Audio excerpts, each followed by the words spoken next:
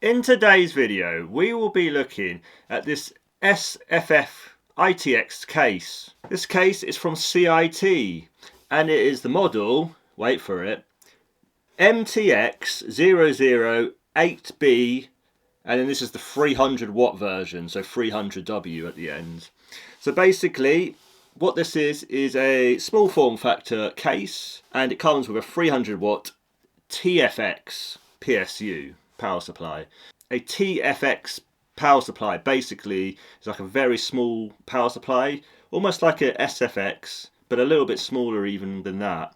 So basically, this is a ITX case. So this is going to be for like a budget gaming PC, or more likely it's going to be like an APU build using an ITX board, obviously. So probably something like the 5600G or even the 5700G would absolutely be perfect for this. But you can use a half height or what is a low profile graphics card on this. So anything up to the GTX 1650 low profile, or even the RX 6400 could be a really good little pairing with this case. Let's get into the unboxing of this, and we'll take a bit of a further look at it.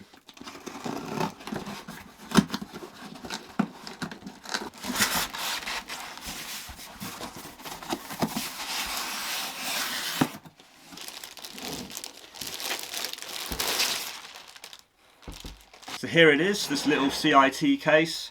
Hopefully you can get that on camera fairly well, but it is kind of black with, I've got a black shirt on, so it might not, black jumper on, so it might not come up too well, but hopefully it will. Basically, the front panel has actually got a little bit, yeah, it has got a sort of a few cutouts. I don't think it's actually mesh there, but there's basically just cutouts within the actual front panel. So there is a little bit of air that can breathe through the front panel, which is nice. A nice clicky power button, which is at the top here at the front. There is actually space for a slim DVD drive if you wanted to, but I would highly recommend not going with a slim DVD drive. There's just not going to be room. And obviously, it's 2023, so you're not going with that, are you? We've got two USB 3 ports, which is actually really nice, because sometimes with these sort of more cheaper cases, they go with the USB 2s rather than the USB 3 ports, which is a shame, but obviously this one hasn't, which is good, and I like that. And then we do have the microphone and headphone jack just here, and I think this would actually be like a little card reader thing, but I'm not 100% sure on that. But anyway, obviously around the sides and what have you, there's not really much to see here. There is a little bit of ventilation just there, probably where your CPU is going to be, so a little bit of exhaust can come out of there, which is nice. So let's just open this. Let's see if I've got, I know there's thumb screws, but they're a bit on the tight side, so they're not captive either, but hey, it's okay. So yeah, this panel should just slide off, I think. There we go. There we go, with a little bit of force we got there. So let's talk about this case a little bit further. So first of all, there's a front 80mm fan, which is going to blow fresh air in from outside the case into the case. So there is a little bit of clearance there. So there's a little bit of air that can come through, which is nice. Then we have our 300 watt 80 plus bronze TFX power supply.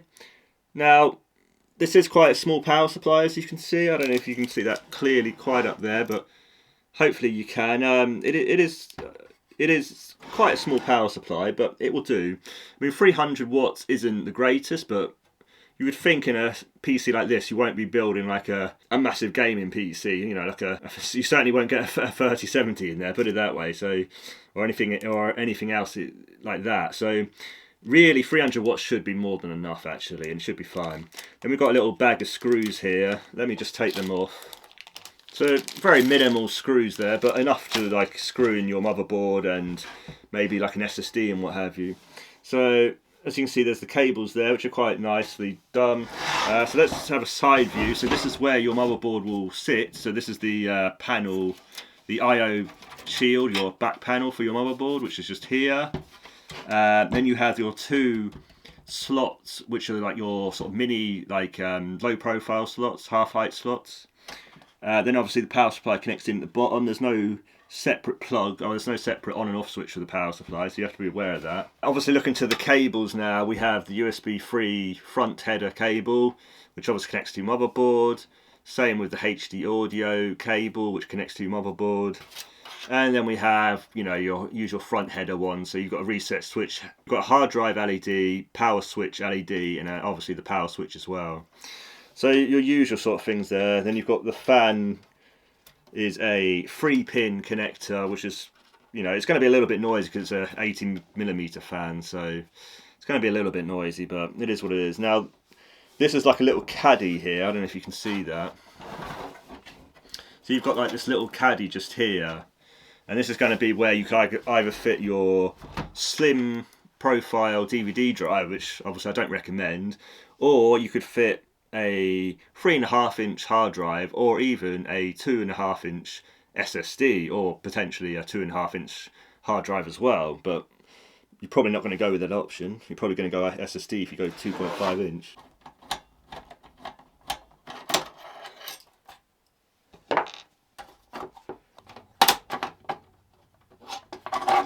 Okay, there we go. We have got the caddy out, which is good. So basically on the top you can fit the 3.5-inch drive, or on the bottom you can fit the 2.5-inch drive. So basically we've just got the power supply cables sort of unjammed from there. It's a very compact case, so you will have to be a little bit careful with how you're using it and what have you. Moving to the power supply now, the specific cables, you have a 24-pin for your main motherboard power, and then you have a 4-pin for your CPU supplemental power. So if you've got an 8-pin, well, if you've got an 8-pin CPU power connector on your motherboard, you can still use the 4-pin and just put the 4 pins in and leave the other 4 free, as long as you're not using like a very powerful CPU, which you're probably not going to, so it's perfectly fine. You've got 2 Molex connectors, which you're probably not going to use the Molex connectors, let's be fair, but obviously they're there if you need them. And then we have 2 SATA connectors as well, so you could potentially even put 2 drives in here if you wanted your 2.5-inch and your 3.5-inch drive in at the same time. So that's good, although it's a little bit concerning that these cables are very, very short. I'm a little bit concerned of how you would, if you were to install your, it depends, if as long as your motherboard has the right sort of layout, you'd be fine, but I think you'd be a little bit, yeah, I think you're fine as long as it's a standard motherboard layout, but otherwise you might be in a bit of a trouble there. I would certainly advise, obviously you've got to take the caddy out, and I would actually say personally, I would actually leave the caddy out personally. I just don't think it's worth it. So just having a look here, the motherboard, I don't know if you're going to be able to see that there, but the motherboard basically comes up to where the PSU ends, which is about here. So you have got a fair amount of room. You could literally just stick the SSD to the bottom here with a little bit of double-sided tape, and then you'd be fine. Or you could even potentially just mount it to the side or something, or you wouldn't even have to have the bracket. I certainly would just totally ditch the bracket, in all honesty. I don't think that's going to work. I think it's going to be too small, and this is a really small case as it is. I mean, this is tiny. This is like a case where you could, like, this is my hand obviously. You can kind of get a scale of, you know, that's not very big at all. Like I said, it's only 7.5 litres, so really, really tiny case. But yeah, I think I've gone over everything that we needed to cover here. I'll give you another shot here just so you can see the case. I think it would do if you were wanting to build like a very, very small, compact, portable, potentially, PC. I think from a lot of people's use, like I said, with the low profile half-height card, which you're going to put over here, it's a little bit limiting, and obviously it's kind of more towards an APU build, and it probably would be best just to go with an APU build with obviously a NVMe drive or an M.2 drive, so that you wouldn't even need an SSD at the side.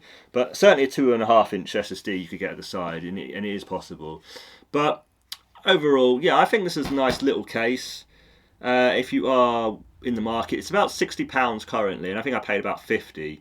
But if you want something very small, which is going to be a bit unique as well, and you just want something to kind of fit in for maybe like a media center, that could be perfect. Yeah, I think overall it is a nice case, and I would say for £60 it's certainly worthwhile. It's not going to be for everyone, and it's going to be for a specific case, but if you are in the market for a very, very tiny PC and you don't want to go down the laptop route or it's too expensive, this could be an option for you. So I hope you liked that video, guys, and I'll see you guys in the next one. Bye, guys.